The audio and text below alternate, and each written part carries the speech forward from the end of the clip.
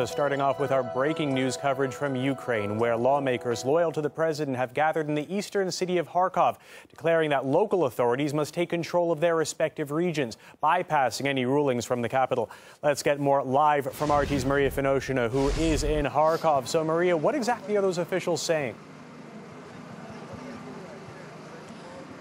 Well, Matt, the resolution that the representatives of the authorities of the eastern and southeastern Ukraine adopted here today after their emergency meeting here in the city of Kharkov says that since today they no longer obey the central authorities that they think are paralyzed, and since today local authorities will be a unique force in charge of all political decisions here on the ground. This resolution also says that there are huge doubts that all recent decisions and laws approved by the country's parliament are constitutional and deliberate.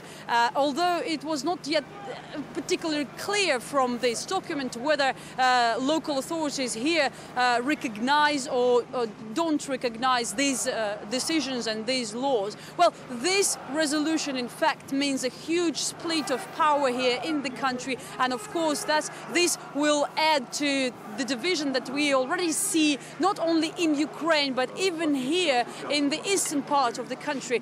We are in Kharkov now, and it's known as a capital of the eastern Ukraine that traditionally supports the President Viktor Yanukovych, and it used to be a very unanimous region supporting more eastern policies than the policies of Western countries. But we see that today population here is divided. From one hand, they are afraid that opposition, including right-wing and all those radical elements, can come here from Kiev, and it's not very hard. It's less than 500 kilometers away from the capital, and we are hearing serious calls, mostly these messages sent from through social media, to stand up and to defend the city and the region. But from another hand, both politicians and ordinary people here on the ground are not totally happy with what Viktor Yanukovych is doing as a president, and particularly this region, again, mostly pro-eastern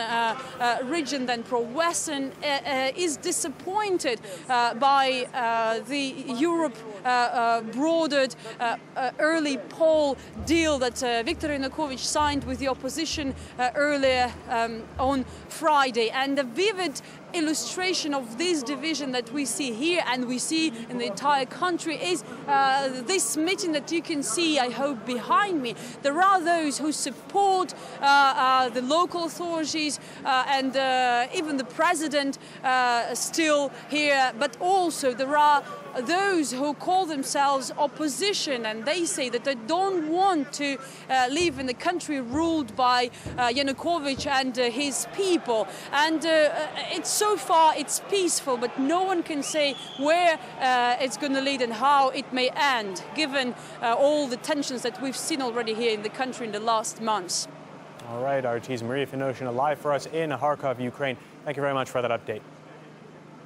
Well, if you look at the crowds in the center of the capital, Kiev, it looks like support for Yanukovych's resignation is overwhelming, but calls for his impeachment have been out there on the web for some time now. Let's take a look at how much response they've been getting so far. Now, this is a petition that you can see next to me here from anti-government activists that was launched back in December. It managed to get about 100,000 signatures so far, but it's a small margin of the total population of the country, which is about 50 million people. And as also can be seen on the petition itself, some of those who backed the impeachment didn't even live in Ukraine itself.